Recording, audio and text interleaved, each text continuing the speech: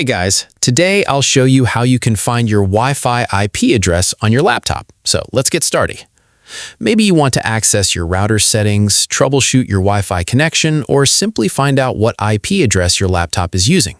You can find this information in just a few seconds. First, open the Start menu on your Windows laptop and search for CMD.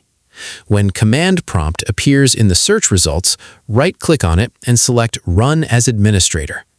Once Command Prompt opens, type ipconfig and press Enter. You'll now see a list of network information for your computer.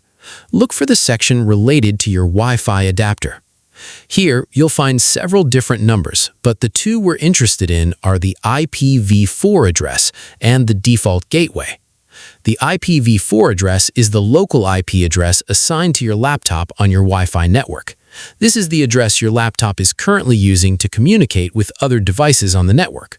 If you want to access your router's administration page, look for the default gateway. The number shown next to default gateway is typically your router's local IP address. You can copy this number and enter it into the address bar of your web browser. Make sure you enter it directly into the browser's address bar rather than searching for it. This should open your router's login or administration page, where you may be able to access different Wi-Fi and network settings. Keep in mind that your IPv4 address and default gateway are usually private local network addresses, and the exact numbers can be different depending on your router and network configuration. And that's it. That's how you can quickly find your Wi-Fi IP address and your router's IP address on a Windows laptop. If you found this video helpful, consider giving it a like and subscribe.